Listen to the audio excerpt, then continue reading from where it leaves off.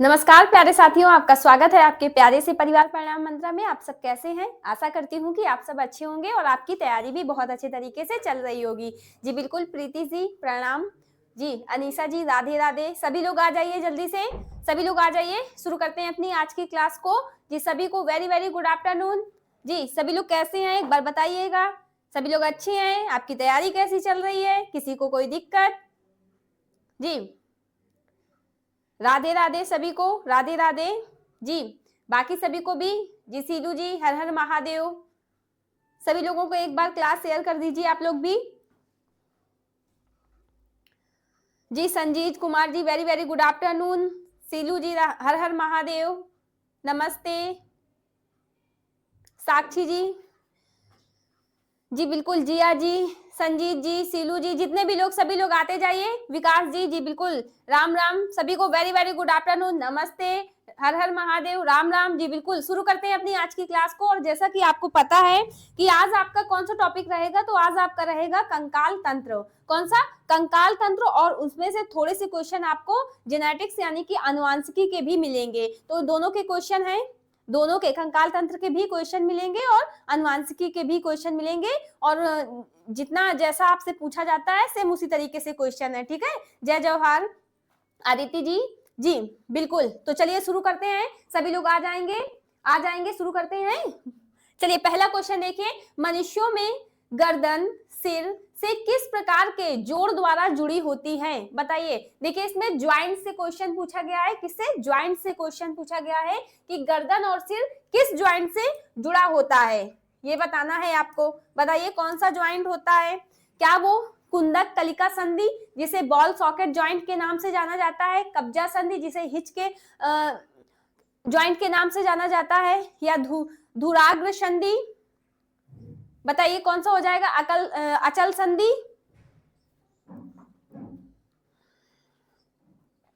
जी एक बार दोबारा से सही से देखिए, एक बार फिर से क्वेश्चन को पढ़िए।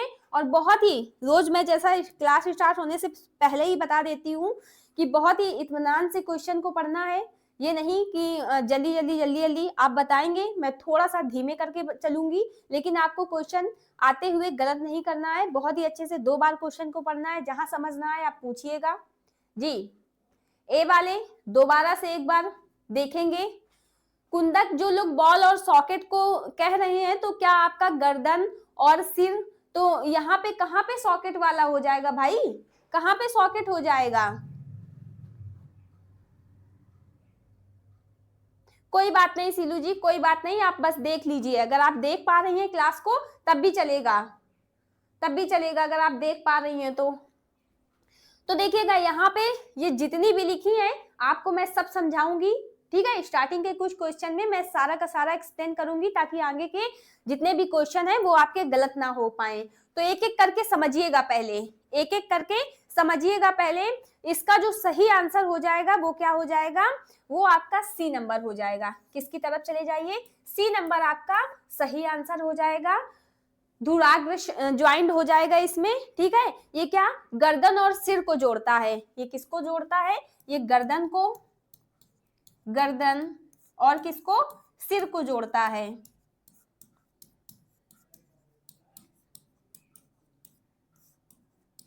गर्दन और किससे जोड़ रहा है? तो आप बताएंगे ये गर्दन और सिर को जोड़ता है। ठीक है, ये कैसा होता है? एक बेलनाकार हड्डी कैसी होती है? तो आप बताएंगे एक बेलनाकार हड्डी है जो छल्ले में घूमती रहती है। जो कैसे? छल्ले में घूमती रहती है। ये एक बेलनाकार बेलनाकार हड्डी है जो कैसे? छल्ले में घूमती रहती है, छल्ले में घूमती रहती है।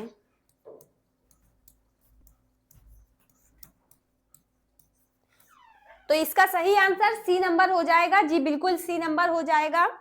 जी अब देखिएगा थोड़ा सा और ये जो आपके ऑप्शन है इनके बारे में थोड़ा सा समझिएगा, थोड़ा सा इनके ऑप्शन के बारे में समझिएगा।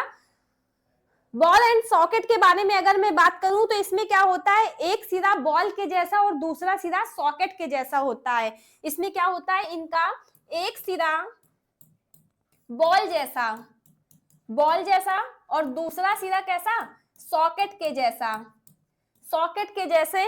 जैसे जैसे अगर मैं बताऊं तो आप ऐसे, ये क्या है, ये सॉकेट, और ये एक हाथ से बॉल बनाइए, तो ऐसे ही ऐसे जुड़े होते हैं और ऐसे ऐसे घूमते रहते हैं, ऐसे ऐसे घूमते रहते हैं। तो ये वाली कौन सी है, हमारी बॉल एंड सॉकेट हो जाएगी। ठीक, और ये कहाँ पे आपको देखने को मिलेगी, तो जैसे कंधे की संधि और आपके कूल्हे यानी हिप की संधि, जो हम लोग डांस करते हैं, है ना, और योगा करते हैं, तो किसी इसी संधि की वजह से हम लोग कर पाते हैं। हाथ को अपने घुमाते हैं, ऐसे देखिए पूरा, ये किस वजह से घूम पा रहा है, आपके इसी ज्वाइंट की वजह से। तो पहला समझ आ गया, पहला समझ आ गया, पहला। अब कब्जा संधि की बात करिएगा, तो कब्जा को याद रखिएगा। कब्जा की अगर बात करें तो ये केवल और केवल एक दिशा में गति कर पाती है। इसमें क्या आप बताएंगे, केवल और केवल, केवल और केवल एक दिशा में, एक दिशा में गति होती है। जैसे आपने घर के दरवाजे को देखा होगा, अगर वो अंदर के साइड खुलते हैं तो वो सिर्फ अंदर के साइड ही खुलेंगे, आप उसको जबरदस्ती बाहर के साइड नहीं खोल सकते, है ना। ऐसे ही ये हमारे कुछ ज्वाइंट होते हैं जो सिर्फ और सिर्फ एक ही जगह गति करते हैं, एक ही जगह गति करेंगे। ठीक, अब इस पे आ जाइए, अचल संधि की तरफ आ जाइए। तो इनमें क्या होता है, ये फिक्स्ड, पूरे क्या होते हैं, फिक्स्ड होते हैं। जी निशा जी वेरी वेरी गुड आफ्टरनून जी, सभी लोगों को वेरी वेरी गुड आफ्टरनून, सभी लोग आ जाइए। अचल की अगर बात की जाए, अचल की अगर बात की जाए तो इन्हें फिक्स्ड, फिक्स्ड और किस नाम से, और रेशेदार, क्या बताएंगे, रेशेदार, रेशेदार संधि के नाम से भी जाना जाता है। किसके बारे में हम बात कर रहे हैं, तो अचल संधि के बारे में बात कर रहे हैं, इसे इस नाम से भी जाना जाता है। ठीक, इनमें गति क्या होती है, इनमें गति नहीं होती है। आप क्या बताएंगे, इनमें गति, गति नहीं होती है, गति बिल्कुल नहीं पाई जाती। जैसे खोपड़ी की संधि, और क्या, दांत और जबड़े की संधि। इसमें लिखिएगा खोपड़ी की संधि, खोपड़ी, खोपड़ी, खोपड़ी का की संधि, संधि, और किसका, दांत व जबड़े की संधि, जबड़े की संधि। तो समझ आ गया, समझ आ गया इतनी चीजें जी। अनीसा जी राधे राधे,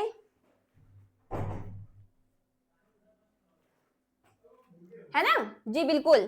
तो समझ आ गया, आगे चले, देखिए दूसरा, निम्नलिखित में से कौन सी एक चपटी हड्डी है।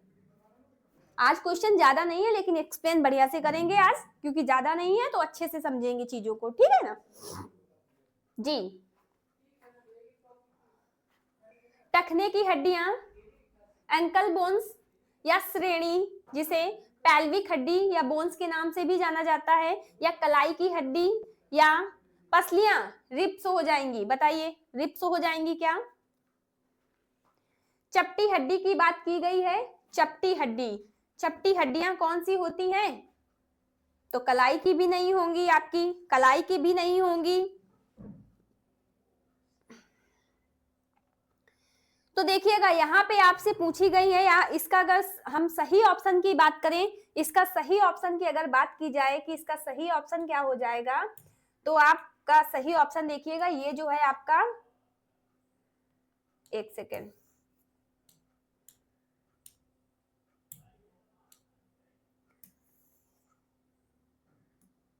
ये इसका आपका सही ऑप्शन हो जाएगा, डी नंबर, डी नंबर इसका सही ऑप्शन हो जाएगा, पसलियां, पसलियां इसका सही ऑप्शन हो जाएगा। अब पसलियों के बारे में थोड़ा सा समझिएगा, पसलियों के बारे में डी नहीं होगा, डी नहीं होगा, रिप्स इसका सही आंसर होगा, रिप्स इसका क्या होगा, सही आंसर हो जाएगा। अब देखिएगा, इसको पसलियां छाती या वक्ष की हड्डियों के नाम से भी जाना जाता है, किस नाम से, छाती, छाती या वक्ष की हड्डियां,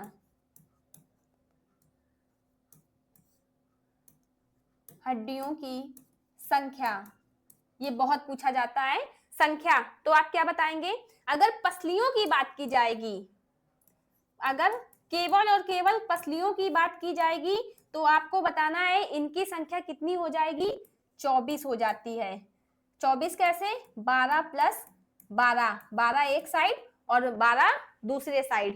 ठीक, दूसरा आपसे एक और स्टर्नम करके पूछा जाएगा, जिससे ये सारी की सारी जुड़ी होती हैं। उसकी संख्या कितनी होती है, एक होती है। उसकी संख्या कितनी होती है, ऐसे पूरी टाई की तरीके एक पूरा नीचे तक, तो उसमें ये जुड़ी रहती है सारी की सारी, वो कितनी हो जाती है, वो एक हो जाएगी। ऐसे अगर कुल की बात करें, अगर कभी भी ऑप्शन में 25 मिल जाए 24 की जगह, तो आपको इस अकॉर्डिंग, यानी उसने पूछा है तो आपको गलत नहीं करनी है। आपको क्या करना है, गलत नहीं करना है। तो संख्या आपने देख लिया, संख्या देख लिया। अगर हम टखने की हड्डियों की बात करें तो इसमें मुख्य रूप से 3 प्रकार की हड्डियां पाई जाती हैं। मुख्य रूप से कितने, टखने की अगर हड्डियों की बात की जाए तो आप बताएंगे मुख्य रूप से 3 प्रकार की हड्डियां पाई जाती हैं। इसमें कौन कौन सी वो 3 प्रकार की हड्डियां हैं, तो आप बताएंगे टीबिया, पहली क्या हो जाएगी, पहली आप बताएंगे टीबिया, और दूसरी कौन सी हो जाएगी, फैबुला, और तीसरी हो जाएगी टीबिया के बगल में ही एक टीबिया टार्सल एक हो जाती है। ठीक है ना, टीबिया, फैबुला और टार्सल, ये क्या हो जाएंगी, ये आपकी 3 मुख्य हड्डियां हो जाएगी। और श्रोणी की अगर बात करें, पैल्विक हड्डियों की बात करें, तो पैल्विक हड्डियां कहाँ होती हैं, पैल्विक हड्डियां, तो आप बताएंगे पैल्विक हड्डियां हमारी 2 होती हैं, 2, यहाँ पे कूल्हे से 2 हड्डियां होती हैं। कलाई की हड्डियां सभी जानते हो, कलाई की हड्डियां 8 होती हैं, 8 हड्डी होती हैं, जिन्हें हम कार्पल के नाम से जानते हैं। ठीक, 8 हड्डियां होती हैं जी। जहां पे चूड़ियां पहनते हैं लड़कियां तो याद रखेंगी ना, जहां चूड़ियां पहना जाता है, तो इतनी चीजें याद रहेंगी जी। बिल्कुल, आगे चलिए देखिए, जोड़ों के बीच उपस्थिति द्रव्य, एक लिक्विड, जो संधियां होती हैं आपकी, उसमें एक लिक्विड भरा होता है। क्या भरा होता है, एक लिक्विड भरा होता है। उस, तो इसमें पूछा गया है कि जोड़ों के बीच उपस्थित द्रव्य जो उसकी गति को आसान बनाता है, उसे क्या कहा जाता है। उस लिक्विड की वजह से जो अस्थियों, जो सॉरी ज्वाइंट्स हैं, उसमें चिकनापन है ना, चिकनाहट का काम करता है, एक तरीके से ऑयल का काम करता है। तो क्या वो वर्षा हो जाएगी, या श्लेष्म हो जाएगा, या उपास्थि हो जाएगी, कार्टिलेज हो जाएगा क्या, या टेंडन जिसे कंडरा बोलते हैं, बताइए। संधियों के बीच में क्या उपस्थित रहेगा जी, बिल्कुल साक्षी जी, तनु जी, जी साक्षी, वेरी गुड, बहुत अच्छा आंसर आया है। इसका क्या सही आंसर हो जाएगा, तो आप बताएंगे इसका जो है, ये आपका कौन सा नंबर, आपका बी नंबर सही ऑप्शन हो जाएगा। बी नंबर आपका सही ऑप्शन हो जाएगा जी। श्लेष्म, श्लेष्म भरा होता है, जिसकी वजह से ज्वाइंट क्या करते हैं, चिकनाहट, उनको चिकनाहट मिलती है और गति आसान हो जाती है। अगर उपास्थि की बात की जाए, कार्टिलेज की बात की जाए, तो ये आप क्या बताएंगे, ये एक प्रकार के संयोजी ऊतक है, जो क्या करते हैं, जोड़ों को सुरक्षा और संरचना प्रदान करते हैं। ये संयोजी ऊतक यानी टिश्यूज हैं, जो ज्वाइंट को क्या करते हैं, जो ज्वाइंट को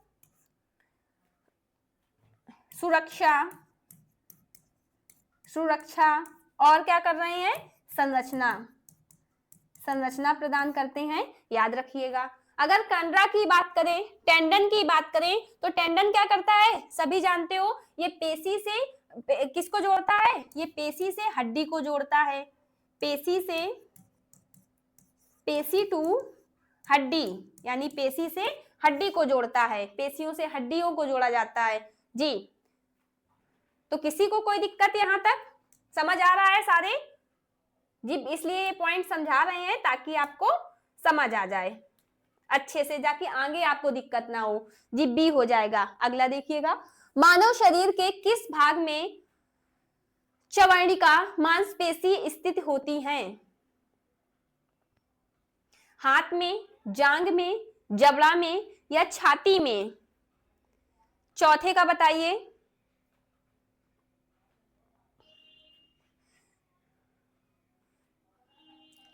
चौथे नंबर का, तो क्या हाथ में हो जाएगा, आप कहेंगे नहीं, हाथ में नहीं हो जाएगा, जांग में भी हमारा ये नहीं होगा, छाती में भी नहीं होगा। ये क्या करती है? तो ये मांसपेशियां चबाने और जबड़े को बंद करने का काम करती हैं। तो हमारा सही ऑप्शन कौन सा हो जाएगा? सी नंबर हमारा सही ऑप्शन हो जाएगा। ये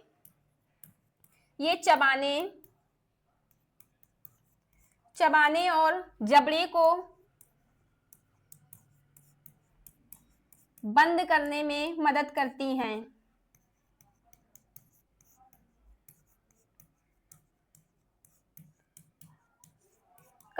तो हमारा सही कौन सा हो जाएगा? सही हमारा यही सी नंबर हो जाएगा। जी सभी सी दे भी रहे हैं। जी प्रीति जी, उपेंद्र जी, मनीष जी, जी बिल्कुल, विकास जी, बाकी सभी लोग जितने भी हैं सब लोग बहुत अच्छा आंसर कर रहे हैं जी। अगला देखिए, मानव कंधे का जोड़ किस प्रकार का जोड़ है? अभी मैंने बताया था कंधे को घुमा के किस प्रकार का जोड़ हो जाएगा? अचल हो जाएगा क्या? धुराग्र हो जाएगा या कब्जा हो जाएगा या कुंदक कलिका हो जाएगा? अभी मैंने बताया था। अब मुझे नहीं लगता कोई भी गलत करेगा इसे, जो बच्चे पहले क्वेश्चन को देखे होंगे। तो ये क्या करता है? जो कंधे का जोड़ होता है, जो कंधे की ज्वाइंट होते हैं, वो कितना 360 डिग्री तक गति कर सकते हैं। कितनी? तो 360 डिग्री तक ये गति कर सकते हैं। ऐसे करके पूरा घूम सकते हैं। दुराग्र नहीं होगा भाई। डी नंबर, जी बिल्कुल D number, ball and socket. Ball and socket इसका सही आंसर हो जाएगा। बॉल एंड सॉकेट जी।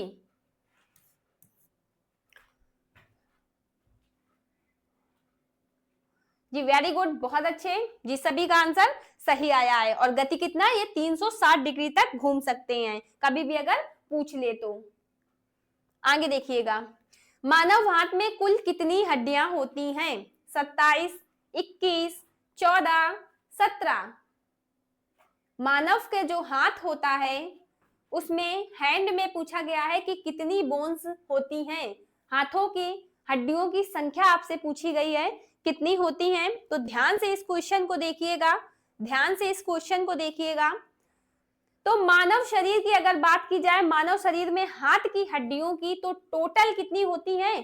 कुल आप बताएंगे, कुल अगर पूछा जाए कुल, तो आप बताएंगे 30 हड्डियां होती हैं। लेकिन यहाँ तो मैम 30 ऑप्शन ही नहीं दिया है, 30 ऑप्शन ही नहीं दिया है। अब क्या करें? तो देखिए इन्होंने कैसे 30 नहीं दिया और कैसे आपका इसका जो सही आंसर है वो 27 हो जाएगा।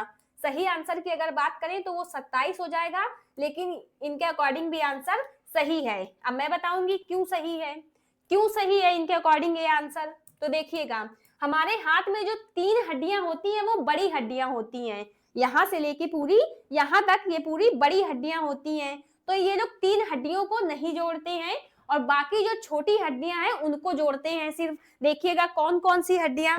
तो पहली आपकी आती है बड़ी हड्डियों की, मैं बात कर रही हूं बड़ी हड्डियां।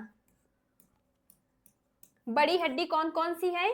तो देखिएगा, आप पहली बताएंगे ह्यूमरस। ह्यूमरस संख्या कितनी? 1 होती है, ठीक। दूसरी आप बताएंगे रेडियस। ह्यूमरस, रेडियस, इसकी भी संख्या कितनी? 1 बताएंगे, ठीक। तीसरी आप बताएंगे अल्ना। अल्ना, इसकी भी संख्या 1। ये कितनी हो गई? 3 ये हो गई। अब छोटी हड्डियों की बात करेंगे। छोटी कौन कौन सी होती हैं? छोटी हड्डी देखिएगा, छोटी तो आप बताएंगे कार्पल, कलाई की हड्डी आपकी, इनकी संख्या कितनी? 8 होती है, ठीक। एक हाथ की बात की जा रही है, एक हाथ की। और इसके बाद मेटाकार्पल। मेटाकार्पल, इसकी कितनी आप बताएंगे? तो आप बताएंगे मेटाकार्पल मैम 5 होती हैं, 5 होती हैं। और लास्ट में आपकी उंगलियों वाली आ जाती हैं फॉलिंजेस। ये कितनी? ये आपकी 14 होती हैं। अंगूठे में 2 होती हैं। अंगूठे में आपकी कितनी होती है? 2 होती हैं, 3 नहीं होती हैं, है ना। तो ये तो इसमें इन्होंने क्या किया है, सिर्फ इतनी हड्डियों को ये लोग काउंट करते हैं। अगर आप इनको छोटी हड्डियों को काउंट करेंगे तो आपका 27 होता है, और अगर आप पूरा मिला देंगे तब आपका 30 होता है। तो ये लोग क्या करते हैं, सिर्फ और सिर्फ 27 ऐसे ये छोटी हड्डियों के बारे में पूछा जाता है। तो अंतर समझ में आया, 30 कैसे हो जाएगा और 27 कैसे हो जाएगा, अब तो नहीं गलत होगा। और कभी भी 30 और 27 अगर एक साथ दिए हो तब क्या करिएगा, तब भी आपको 27 पे ही जाना है ना। 27 को हम ज्यादा इंपॉर्टेंट देंगे। जी बिल्कुल, आगे देखिएगा, आगे देखिएगा। मांसपेशियां 3 प्रकार की होती हैं, इनमें से कौन सा एक प्रकार नहीं है। जो मांसपेशियां, मानव की जो मांसपेशियां होती हैं वो कितने 3 प्रकार की होती हैं। ये लाइन बिल्कुल और बिल्कुल सही लिखी है। अब इनमें से कौन सा एक है, जब 3 प्रकार की होती हैं तो इनमें से कौन सा एक है जो नहीं है, जो नहीं है।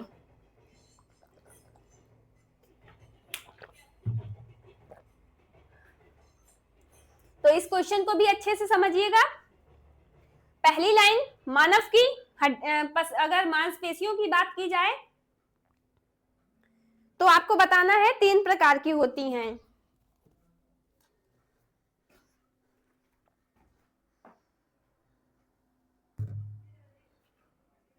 ठीक, इसमें से है कौन सी नहीं, है कौन सी नहीं,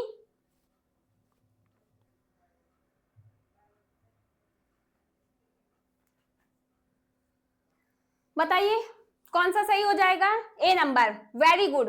देखिए कोई डी बता रहा है, कोई डी बता रहा है। दिमाग सही कर लो, बहुत पीटेंगे, इतने सिंपल सिंपल क्वेश्चन नहीं बना पा रहे हो। डी कैसे हो जाएगा, डी कैसे हो जाएगा भाई।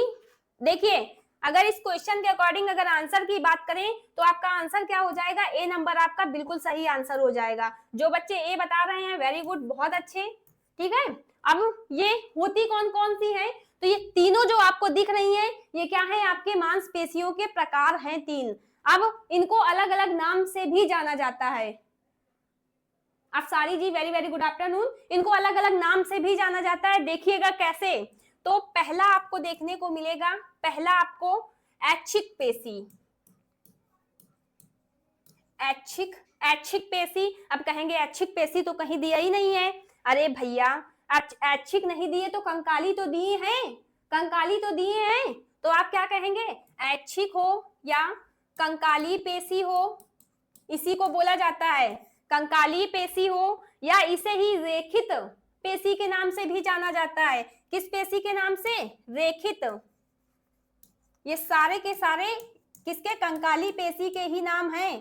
तो एक तो पहली तो आपकी ये हो गई, और ये कैसी होती है, ये कैसी होती है, तो आप कहेंगे इस मांसपेशी को मैम हम लोग कंट्रोल कर सकते हैं, इच्छा अनुसार हम कर सकते हैं। क्यों कर सकते हैं, जैसे कि हाथ पैर चलना, फिरना, सोना, जगना, लिखना, ये सब क्या है हम अपने अकॉर्डिंग कर सकते हैं। तो ये इसके अंतर्गत आती हैं। दूसरा कौन सा हो जाएगा, दूसरे की अगर बात करें तो आप बताएंगे अनैच्छिक पेशी, अनैच्छिक, अनैच्छिक, या इसे ही चिकनी पेशी के नाम से जाना जाता है। दिए हैं कहीं चिकनी, जी बिल्कुल दिए हैं चिकनी पेशी।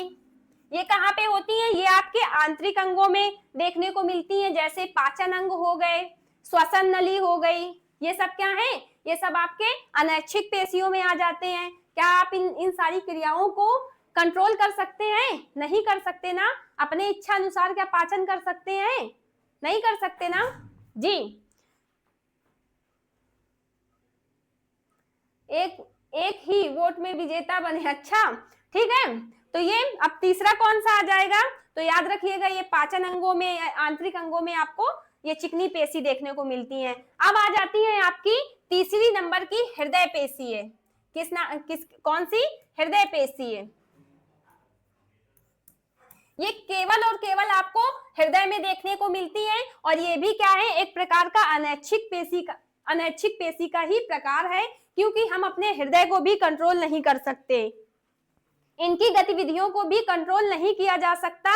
क्योंकि क्या हम अपने हृदय से कहेंगे कि हे मेरे प्यारे दिल, उस इंसान पे नहीं धड़कना है ना। क्या हम रोक सकते हैं कि बस करो, थोड़ा आराम कर लो, थक गए होगे, सो लो थोड़ी देर, ऐसे कह सकते हैं क्या? नहीं ना। समझ में आया? समझ में आया ये तीनों प्रकार? अब तो नहीं गलत करेंगे। जो लोग डी दे रहे थे, डी दे रहे थे जो लोग, चलिए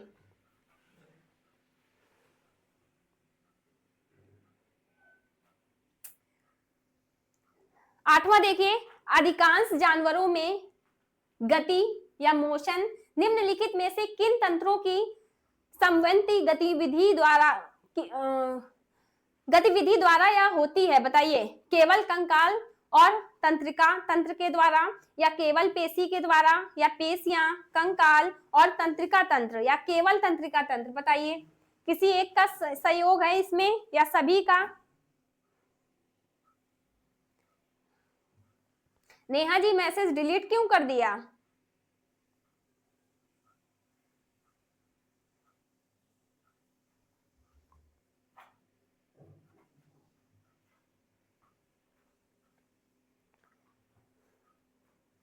है ना? बताइए आठवें का सी नंबर, वेरी गुड। आठवें का सी नंबर ही होगा, इसका क्या हो जाएगा? सी नंबर ही आपका सही आंसर हो जाएगा। देखिए इसमें क्या होता है, सबसे पहले अगर हम तंत्रिका तंत्र की तरफ चले तो तंत्रिका तंत्र क्या करता है? अगर हम तंत्रिका तंत्र या तंत्र की पेशी के नाम से बात करें तो तंत्रिका तंत्र क्या करता है? तंत्रिका तंत्र आप कहेंगे ये हमारे शरीर की संपूर्ण गतिविधियों का नियंत्रण करता है। संपूर्ण गतिविधियों का क्या कर रहा है? नियंत्रण करता है। नियंत्रण इनके हाथ में है, ठीक। और ये गति करने के लिए क्या करते हैं? आदेश देते हैं। इन्होंने आदेश दिया किसके लिए? गति करने के लिए।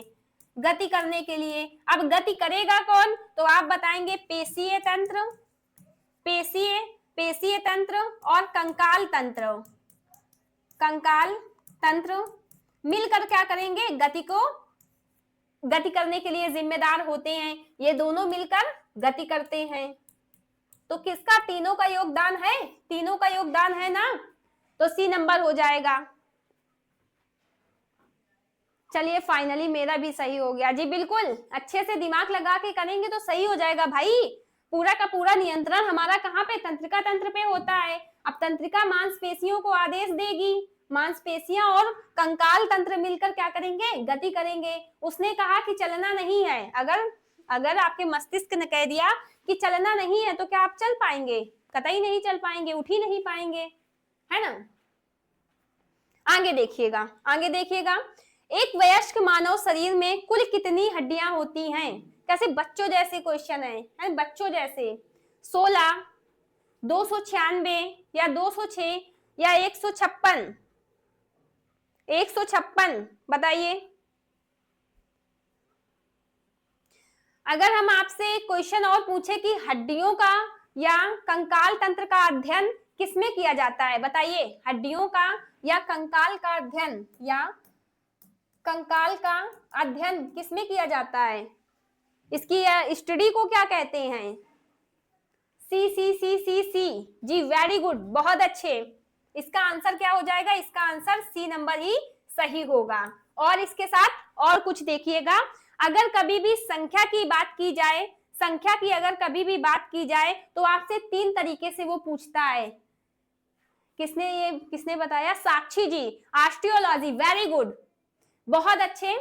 क्या हो जाएगा? इसके अध्ययन को क्या कहा जाता है?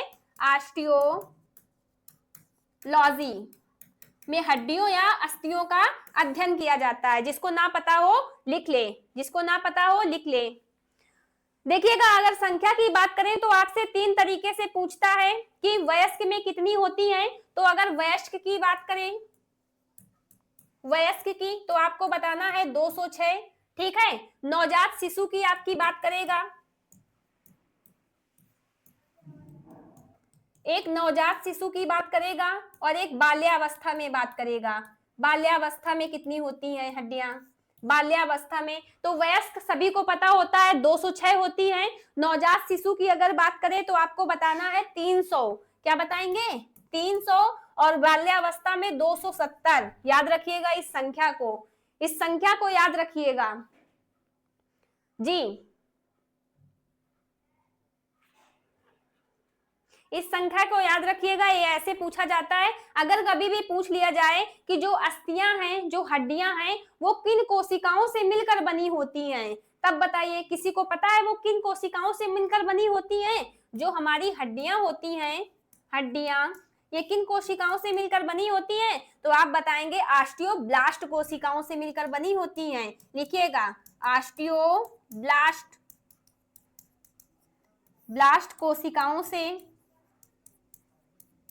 कोशिकाओं से मिलकर बनी होती हैं। ऑस्टियोब्लास्ट कोशिकाओं से मिलकर बनी होती हैं। ठीक, ये कुछ एक्स्ट्रा पॉइंट है, आप लोगों को याद रखना है। जी बिल्कुल जी। आगे देखिएगा, आगे देखिएगा,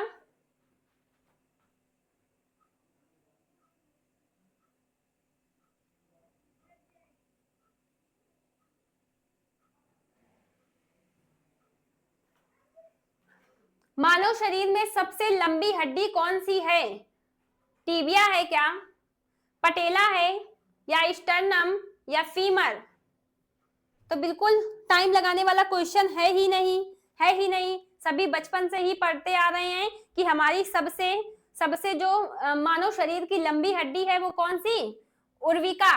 वाह भाई वाह, नाम देखिए, उर्विका, फीमर, जिसे किस नाम से? फीमर नाम से भी जाना जाता है, इसी नाम से ही जाना जाता है। ठीक है, तो यही आपका सही ऑप्शन हो जाएगा।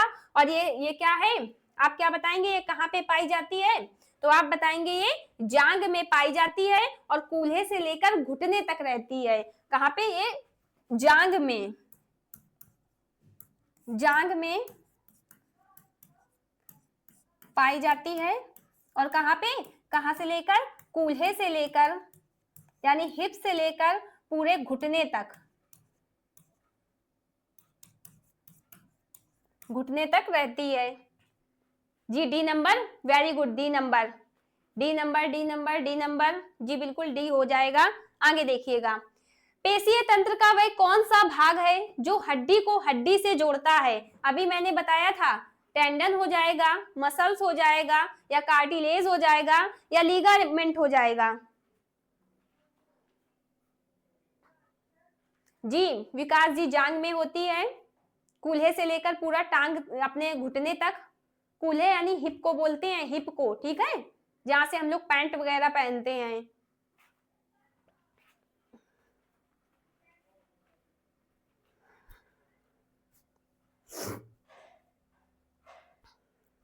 तो इसमें अगर 11वें नंबर की बात की जाए, 11वें नंबर की, तो आपसे क्या बताया था अभी? हड्डी को हड्डी से कौन जोड़ रहा था? हड्डी टू हड्डी, तो लीगामेंट, स्नायु बंधन, हड्डी टू हड्डी, हड्डी को हड्डी से जोड़ता है ये। तो सही ऑप्शन आपका इसके अकॉर्डिंग डी नंबर ही हो जाएगा, डी नंबर ही आपका सही ऑप्शन हो जाएगा। किसी को कोई दिक्कत इसमें? इसमें किसी को कोई दिक्कत नहीं ना, मैं पहले भी बता के आई हूं। और पेशी को हड्डी से बात करें अगर, कि पेशी टू हड्डी कौन जोड़ता है? पेशी टू हड्डी, पेशी टू हड्डी, ये दोनों के दोनों क्वेश्चन आपको रट लेने हैं। दोनों के दोनों क्वेश्चन आपको क्या करना है? रट लेना है बिल्कुल। मांसपेशियों की अगर बात की जाए तो ये आप क्या बताएंगे? मांसपेशियों के बारे में कुछ फैक्ट देखिएगा। मांसपेशियां क्या होती हैं? तो ये शरीर में त्वचा के अंदर स्थित होती हैं। कहाँ पे? ये शरीर में त्वचा के अंदर, त्वचा के अंदर। और कैसी? रेड रेड सी होती हैं, ये भी रेड रेड दिखाई देती हैं। अब मांसपेशियां लाल क्यों दिखाई देती हैं, अगर कभी ये पूछ लिया जाए कौन से पिगमेंट के कारण, तो आपको बताना है मायोग्लोबिन। इसमें कौन सा पिगमेंट होता है? मायोग्लोबिन, ग्लोबिन नामक इसमें पिगमेंट होता है, जिस वजह से मांसपेशियों का रंग हमें लाल दिखाई देता है। ठीक, और अगर मांसपेशियों के अध्ययन की बात की जाए, अध्ययन की बात की जाए, किस स्टडी किसमें की जाती है, तब आपको क्या बताना है? मायोलॉजी। क्या बताएंगे आप? मायोलॉजी में मांसपेशियों का अध्ययन किया जाता है। ठीक है, मांसपेशियां किन कोशिकाओं से मिलकर बनी होती हैं? तो मायोसाइटस। कौन सी कोशिकाओं से? मायो, ये सारे के सारे पॉइंट लिखिएगा, मायोसाइटस कोशिकाएं कोशिकाएं से मिलकर ये बनी होती हैं, ठीक, मांसपेशियां। जी जी बिल्कुल, किसी को कोई दिक्कत? चले आगे, आगे देखिए। जन्म के समय एक शिशु के शरीर में लगभग कितनी हड्डियां होती हैं? अभी अभी जस्ट मैं बता के आई हूं, 250, 300 या 275 या 200। तो क्या बताएंगे आप? बिल्कुल जी बिल्कुल 300 होती है। आगे चलकर वही क्या हो जाती है, कुछ हड्डियां आपस में जुड़ जाती हैं, कुछ हड्डियां आपस में जुड़ जाती हैं। तो आप क्या बता देंगे? जी 12वें का बी नंबर, वेरी गुड, इसका बी नंबर हो जाएगा। अभी मैं बता के आई हूं कि नवजात शिशु में कितनी हो जाएंगी, या जन्म के समय आपकी हड्डियों की संख्या कितनी, 300 रहती है, 300। नवजात शिशु का कह दे या शिशु या जन्म के समय, कुछ भी कह दे, आपको कंफ्यूज नहीं होना है। आगे देखिएगा, मानव शरीर की सबसे छोटी हड्डी कौन सी है? मानव शरीर की सबसे छोटी हड्डी कौन सी है? बड़ी तो आपने बता दी थी, जांग की हड्डी। अब छोटी बताना है। छोटी ह्यूमरस हो जाएगी क्या, फीमर हो जाएगी क्या, मेलिस हो जाएगी या स्टेफीज हो जाएगी? बताइए 13वें नंबर पे। तो देखिए, मानव शरीर में अगर हम कान की बात करें तो कान में मुख्य रूप से 3 हड्डियां पाई जाती हैं जो आपसे पूछी जाती हैं। आरती जी हर हर महादेव, है ना? जी बिल्कुल, सभी आंसर दे रहे हैं। 3 हड्डियां देखिएगा, कान की 3 हड्डी, ये जो 3 छोटी हड्डी होती हैं, इन्हीं का बहुत बड़ा योगदान होता है। तो पहली आप क्या बताएंगे? पहली बताएंगे, ये आपकी लिखी है, सीरियल से देख लीजिएगा, मैलियस। इसे ही हैमर के नाम से जानते हैं। किस नाम से? हैमर। इसे ही हैमर के नाम से जाना जाता है। दूसरी आपकी इनकस, ठीक। तीसरी आप क्या बताएंगे? स्टेफीज, ठीक। और ये क्या, यही आपकी सबसे छोटी हड्डी होती है। मानव शरीर की सबसे छोटी हड्डी यही होती है, ठीक जी। तो डी नंबर, वेरी गुड।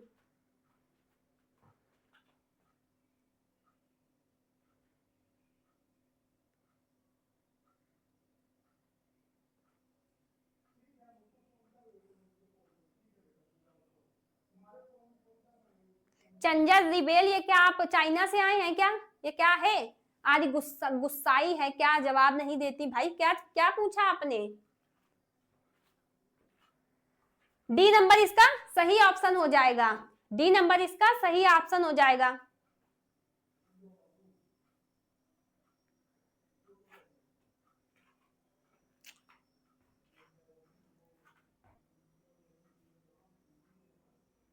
आगे देखिए, आगे देखिए,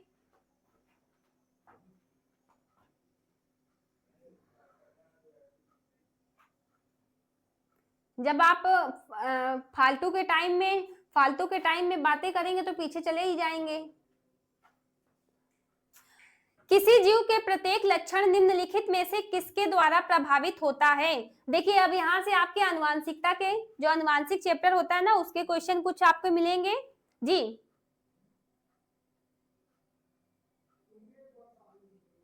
अच्छा जी, तो दोस्त अब आपकी सबसे पुरानी दोस्त है तो आपका नंबर भी होगा, तो घर में ये सारी बातें कर लिया करिए ना, पढ़ाई के टाइम पढ़ाई कर लिया करिए, पढ़ाई के टाइम पढ़ाई कर लिया करिए, बाकी सुख दुख घर में बांट लिया करिए, नंबर ले लीजिए आराम से, रात में बतियाया करिए फुर्सत में। केवल मात्र आपके इस बातों से ना दूसरे लोग, मुझे कोई प्रॉब्लम नहीं है, आपकी इन बातों से दूसरे लोग परेशान होते हैं, बस मेरा कहना ये है। केवल मात्र डीएनए, क्या केवल मम्मी के डीएनए? सीधे सीधे देखिए, मैं अगर आपको सरल भाषा में बता दूं तो आपसे पूछा गया है कि आपको और हमारे बनने में क्या सिर्फ और सिर्फ पापा का योगदान है, क्या सिर्फ और सिर्फ मम्मी का योगदान है, या डीएनए का, या मम्मी पापा दोनों के डीएनए का बराबर योगदान है? बताइए, इनमें से अब बताइए क्या सही ऑप्शन हो जाएगा। तो किसकी तरफ चले जाइएगा? 14 नंबर में अगर हम बात करें तो बी की तरफ, जी बिल्कुल, पितृ यानी पिता और माता दोनों के डीएनए का समान योगदान होता है, किसी एक के योगदान से कुछ नहीं होने वाला जी। तो इसका क्या हो जाएगा, इसका आपका बी नंबर ही सही हो जाएगा, बी नंबर ही आपका सही ऑप्शन हो जाएगा। दोनों का बराबर बराबर साझेदारी रहती है, पिता का भी और ओनली फादर का। नो राज जी, नो राज जी, वो तो आप ये बता रहे हैं ना कि लिंग, लिंग वो जो लिंग आप गुणसूत्र के अकॉर्डिंग बता रहे हैं, यहाँ पे डीएनए के अकॉर्डिंग पूछा गया है। ध्यान को क्वेश्चन से पढ़िए, ध्यान से क्वेश्चन देखिए जरा, यहाँ पे डीएनए के बारे में पूछा गया है, तो डीएनए जितने मम्मी के आएंगे उतने ही पिता के भी आते हैं, है ना जी। आगे देखिएगा, आगे देखिएगा, दो या अधिक स्थानों पर गैर एलीलिक जीनों के बीच परस्पर क्रिया की घटना जिसके परिणाम स्वरूप एक जीन दूसरे जीन की फेनोटाइपिक अभिव्यक्ति को छुपा देते हैं, उसे क्या कहते हैं? एपिस्टासिस या लिंकेज या अपूर्ण वंशागति या पूर्ण वंशागति?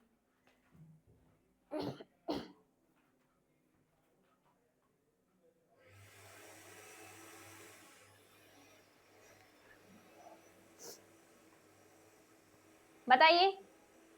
तो देखिए 15 का मैं बता देती हूँ, ठीक है, कुछ नया आपको कुछ क्वेश्चन नया लग रहा होगा जी, क्योंकि बहुत से लोग तो ये चैप्टर पढ़ाते ही नहीं है, क्योंकि इससे ज्यादा क्वेश्चन नहीं, 2-4 क्वेश्चन पूछ लिए जाते हैं, लेकिन ऐसा नहीं है कि पूछे ही नहीं जाते, ये कहना गलत होगा कि पूछे ही नहीं जाते। तो किसकी तरफ चले जाइएगा इसमें? अगर मैं बात करूं तो एक ही तरफ चले जाइए जी, बिल्कुल। कुछ लोग बता भी रहे हैं, जो लोग बता रहे हैं बहुत अच्छे हैं, शाबाश, यानी अब मैं क्या ही, बहुत अच्छे बच्चे हैं जी। तो इसका ए नंबर सही ऑप्शन हो जाएगा। देखिए कैसे, अगर हम एपिस्टासिस की बात करें तो आप क्या बताएंगे? इसका सही आंसर हो जाएगा गैर एलीलिक जीन जो होते हैं ये विभिन्न गुणसूत्रों पर स्थित होते हैं। गैर एलीलिक जीन, जीन किसमें? विभिन्न, विभिन्न गुणसूत्रों पर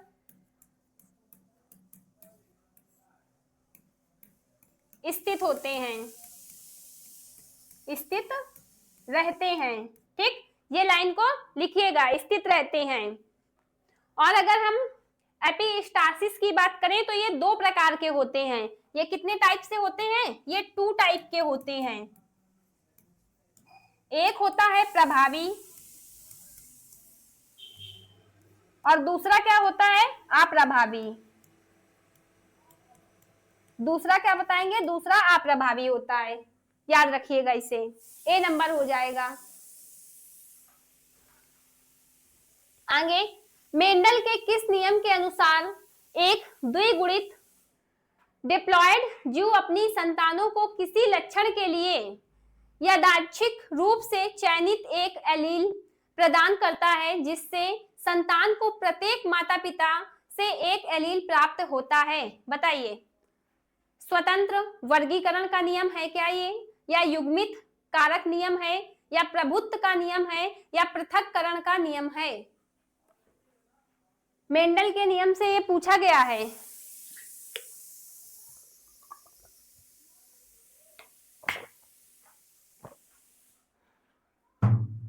सोलह का ए वाले, पानी में डूबोगे, पानी में डूबोगे पूरी तरीके, एक बार दोबारा से पढ़ लीजिए। 16 का ए, तो ये किसका नियम हो जाएगा? ये अगर हम देखिए मेंडल की बात करें तो मेंडल ने अपने प्रयोग जो है वंशागति के नियम का प्रयोग जो किसमें किया था? किस पौधे पर? वंशागति प्रयोग किस पे किया था? तो आप बताएंगे इन्होंने मटर के पौधों पर किया था, मटर के पौधे पर। और कौन से मटर? जिसकी हम लोग सब्जी खाते हैं, मटर। मटर का वैज्ञानिक नाम क्या होता है? किसी को पता है मटर का वैज्ञानिक नाम? तो पाइसम सटाइवम, पाइसम, ये बहुत पूछा जाता है, पाइसम, पाइसम सटाइवम,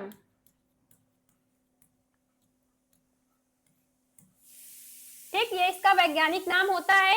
और मेंडल क्या है? मेंडल को वंशागति के पिता या जनक भी कहा जाता है, पिता या जनक भी कहा जाता है। ठीक, तो ये इसका सही आंसर की अगर बात करें तो ये पृथक्करण का नियम है। ये किसका? पृथक्करण का नियम है। D number.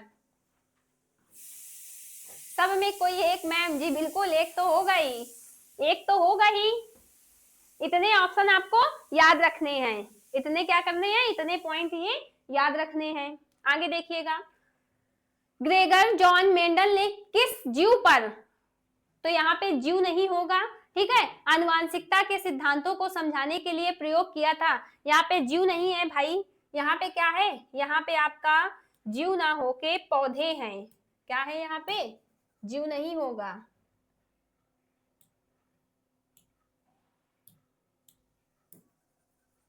लिखिएगा यहाँ पे, किस पौधे पर,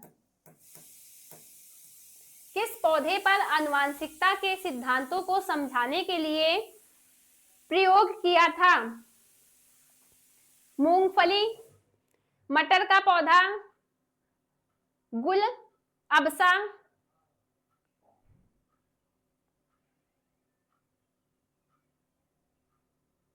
या फल मक्खी। तो किस पे था? कोई नारियल का पेड़ भेज रहा है, कोई नारियल का पेड़ भेज रहा है कि नारियल का पेड़ हो सकता है मैम।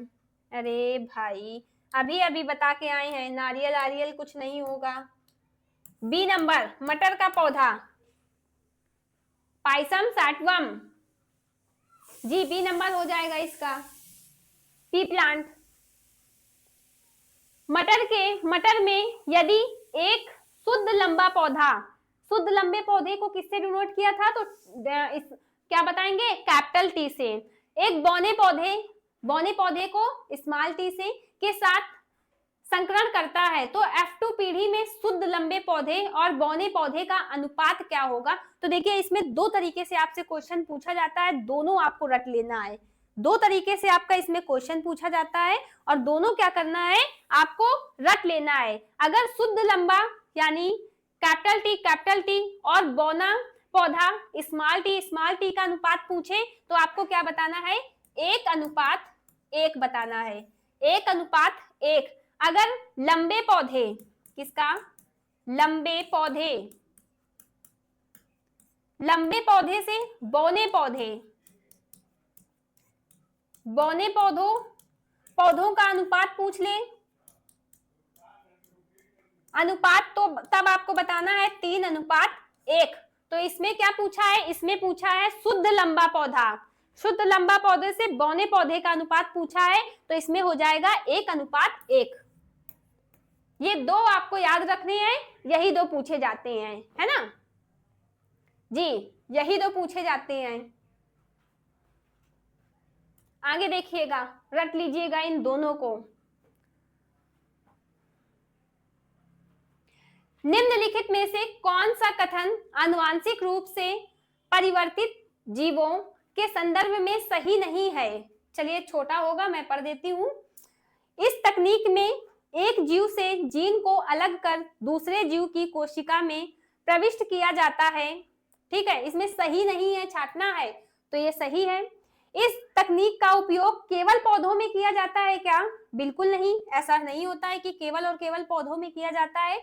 कीट प्रतिरोधक जीन फसल पौधों से जंगली पौधों में फैल सकते हैं क्या? बिल्कुल सही है। किसी ट्रांसजेनिक पशु के निर्माण के लिए उपन्यास जीन प्रारंभिक विकास अवस्था में प्रविष्ट किए जाते हैं क्या? ये भी सही है। तो आपका, अगर हम इस क्वेश्चन के अकॉर्डिंग बात की जाए तो गलत क्या है आपका? B number. केवल और केवल इसमें कहा गया है क्या पौधों में किया जाता है ये? तो नहीं जी, बी नंबर हो जाएगा। आगे देखिएगा, निम्नलिखित में से कौन सा युग्म समरूप अंगों का सही उदाहरण प्रस्तुत करता है? बताइए। होमोलोगस ऑर्गन्स की बात की गई है, बताइए। समरूप पौधों का, घोड़ों के अग्रपाद और मानव भुजा, मानव के हाथ और पक्षियों के पंख और कीट के पंख, वेल का फिलफर, या मेढक का अग्रपाद। देखिए इस क्वेश्चन को कैसे बना पाएंगे, सबसे पहले आपसे दो तरीके से इसमें पूछा जाता है।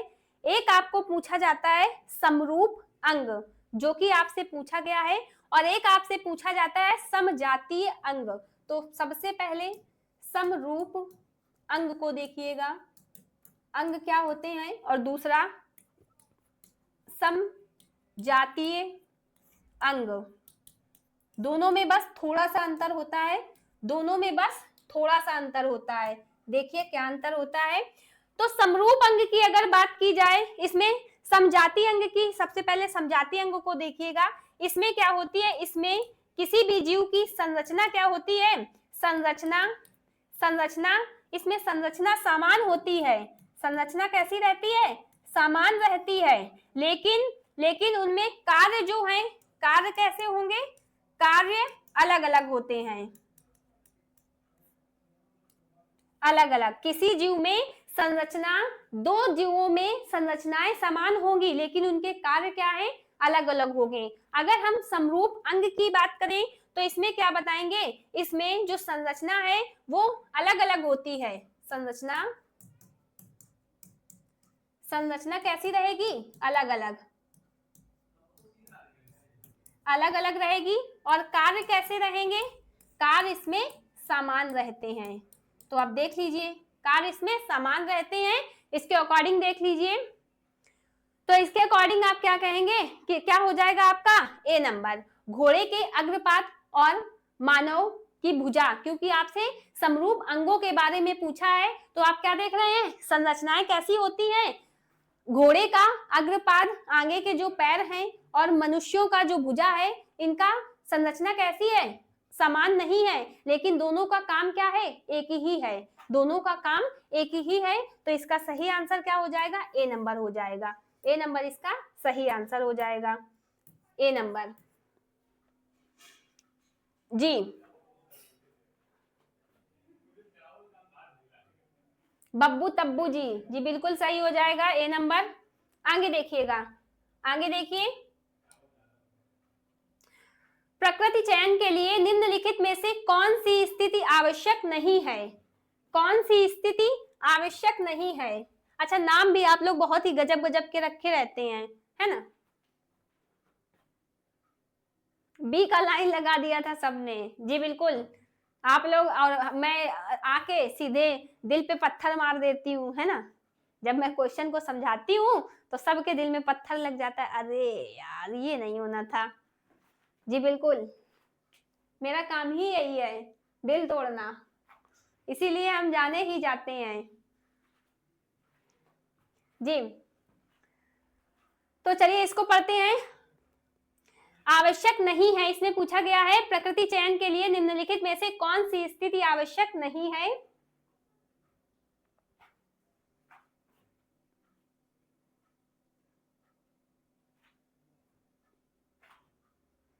जितने जीव जन्म लेते हैं उनमें से सभी जीवित नहीं रहते। एक प्रजाति के भीतर जीवों में कोई विभिन्नता नहीं होती है क्या। विभिन्नता आनुवांशिक रूप से संचारित होती है। जीवों के प्रजनन और उत्तरजीविता में अंतर उनकी आनुवांशिक विभिन्नताओं पर निर्भर करता है। बताइए 21 नंबर का, 21 नंबर का बताइए। तो एक प्रजाति के भीतर जीवों में कोई विभिन्नता नहीं होनी चाहिए, क्या ये संभव हो पाएगा, क्या ये संभव होगा। आप कहेंगे जी नहीं बिल्कुल मैम, ऐसा हो ही नहीं सकता, ऐसा हो ही नहीं सकता कि कोई ना कोई विभिन्नता देखने को ना मिले। रंग रूप चाल ढाल कुछ तो अलग होगा, कुछ तो अलग होगा। विकास जी बताएं फिर, हम आइए फिर बताते हैं। अब एक अगर लिखा हो, वो अपनी पूरी डायरी खोल के देखना पड़ेगा ना कि कितने लोग उसमें एंट्री हैं। छोटी मोटी चीजें थोड़ी ना याद रहती हैं।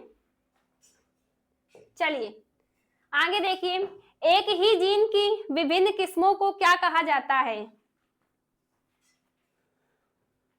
नौकरी लेके आइएगा, फिर फुर्सत में बताएंगे। एक ही जीन की विभिन्न किस्मों को क्या कहा जाता है। जीनोटाइप्स, सबपेयर्स या युग्म विफल्पी एलील जिसको बोलते हैं, या आइसोमर। आइसोमर्स बोल बताइए, आइसोमर्स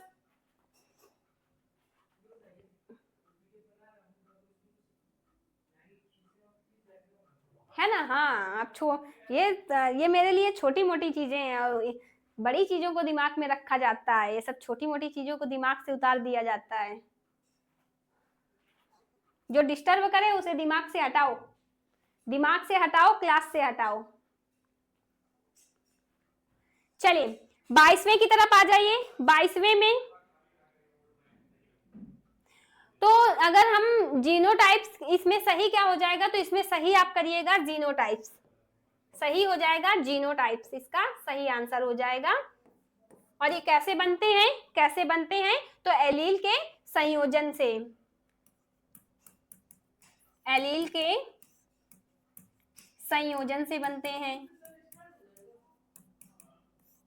संयोजन से बनते हैं। अगला देखिएगा,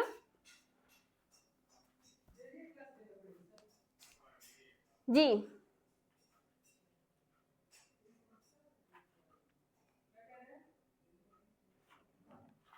जीव का निम्नलिखित अनुकूलित विशेषताओं में से कौन सी सही है। ठंडे जलवायु में रहने वाले स्तनधारियों में कान और अंग छोटे होते हैं क्या। ध्रुवीय समुद्रों में सील की त्वचा के नीचे वसा की परत पतली होती है। रेगिस्तानों में पौधों की पत्तियां चौड़ी और विस्तृत होती हैं क्या। उच्च ऊंचाई पर मानव शरीर में लाल रक्त कोशिकाओं का उत्पादन कम हो जाता है क्या। क्या ऐसा है क्या। 23वें में अगर बात करें, सही की बात की गई है इसमें कि सही कौन सा होगा, तो आप बताएंगे ठंडे जलवायु में रहने वाले स्तनधारियों के कान और अंग कैसे होते हैं, छोटे होते हैं। कैसे होते हैं, छोटे होते हैं। तो ए नंबर आपका सही ऑप्शन हो जाएगा, ए नंबर।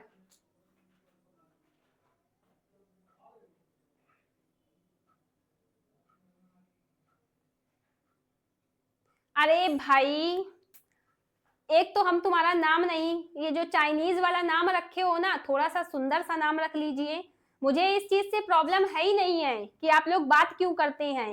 भाई मुंह है तो बात करेंगे, मुंह है तो बात करेंगे ही, लेकिन पढ़ते टाइम ही सारी फीलिंग्स आती हैं क्या, सारे सुख दुख पढ़ते टाइम ही आते हैं क्या, बाद में नहीं पूछा जा सकता। अब वही 1 घंटे में या तो अपना पंचौरा कर लीजिए या तो आंसर दे दीजिए, है ना। हमने आपका सुख दुख से मुझे कोई प्रॉब्लम नहीं है, आप लोग खूब बातें करिए, और कंपनी मिली तो मैं भी कभी शामिल हो जाऊंगी, लेकिन भैया पढ़ाई के टाइम में पढ़ाई करिए, बस ये कहना है।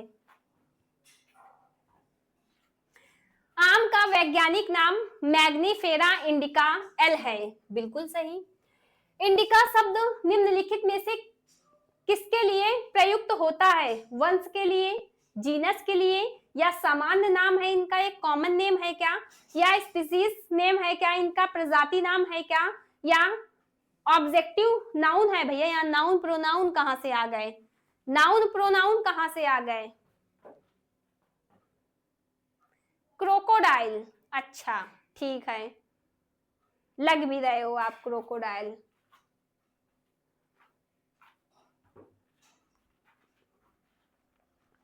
चलिए, अच्छा बातों से ही भाप लिया जाता है कि कौन सा इंसान किस तरीके का होगा, है ना।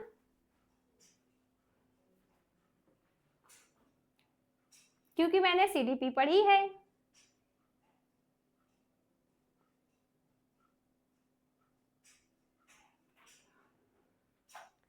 बताइएगा इसमें, तो इसमें क्या हो जाएगा, ये एक प्रकार की, अगर 24 की तरफ आप चलेंगे तो ये एक प्रकार की एक स्पीसीज का नाम होता है, सीधे सीधे एक स्पीसीज का, यानी एक प्रजाति का नाम होता है।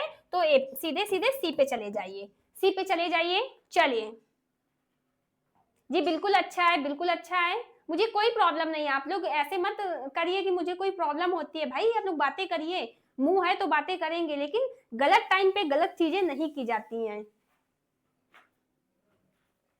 है ना। पढ़ाई मेरा आंसर कर दीजिए, और उसके बाद में आप 5-10 मिनट आप लोग, मैं चली जाती हूँ तो क्या हुआ, आप लोग तो रह सकते हैं ना। आप लोग रह के एक दूसरे का सुख दुख बांटिए। ऐसे आप अच्छा बताइए, आप अपना सुख बताएंगे, वो अपना दुख बताएंगे, फिर जो बाकी जो 2-4 लोग हैं वो भी सुनेंगे आपकी बातें कि हाँ यार मेरे साथ भी तो यही सब हुआ था, है ना? तो वो भी हाँ में हाँ मिलाने लगेंगे। इस चीज से बचना है आप लोगों को।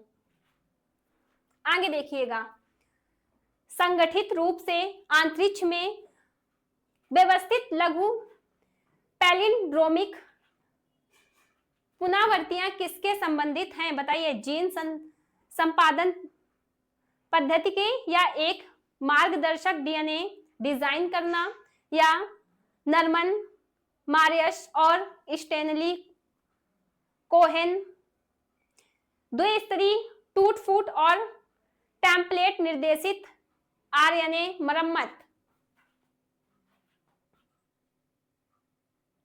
जी आज थोड़े से कम हैं जी, आप बहुत अच्छे हैं। चुगली ग्रुप बनाना होगा जी, बिल्कुल चुगली ग्रुप बनाए भैया, इतनी फुर्सत मिले तब ना। आप लोगों की बात अलग है, यहाँ तो सामने खाना रखा होता है, फिर भी ये लगता है अच्छा पढ़ा लें उसके बाद खाते हैं। चलिए, तो इसका अगर 25वें की बात करें, 25वें की, तो ए पे चले जाइए, जीन संपादन मेथड पे चले जाइए जी। तो ये थे आपके क्वेश्चन, ये थे आपके आज के क्वेश्चन। कैसे लगे? लास्ट वाले थोड़े से टफ लगे होंगे, मुझे पता है ना जी। बताइए 25 में से किसके कितने सही हुए? बताइए कितने सही हुए? अब जो मैं पूछ रही हूँ वो बताइए, कितने क्वेश्चन सही हुए? जी ए नंबर हो जाएगा इसका। और जो कंकाल तंत्र का एक्सप्लेनेशन अच्छे से समझ आया? क्वेश्चन गलत तो नहीं करेंगे ना? गलत तो नहीं करेंगे ना क्वेश्चन अब जी? तो यहां से क्या होता है, देखिए यहां से जो आपका बायोलॉजी वाला, साइंस की अगर मैं बात करूं तो साइंस में जो बायोलॉजी का पोर्शन है वो आपका कंप्लीट होता है। मैंने वो सारे के सारे टॉपिक करा दिए हैं जिससे आपसे क्वेश्चन पूछे जाते हैं। और बहुत ही, जिसको भी अगर कोई भी प्रॉब्लम आ रही है तो उन क्लासों को दोबारा से देखिएगा, उन क्लास को क्या करेंगे, दोबारा से देखिएगा। आदित्य जी मैम बहुत गलत हुए हैं, तो भाई गलत तो होंगे ही अगर पढ़ेंगे नहीं तो।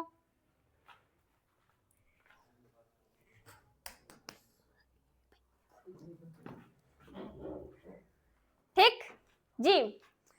तो फिर आपकी अब रही आपकी फिजिक्स और केमिस्ट्री।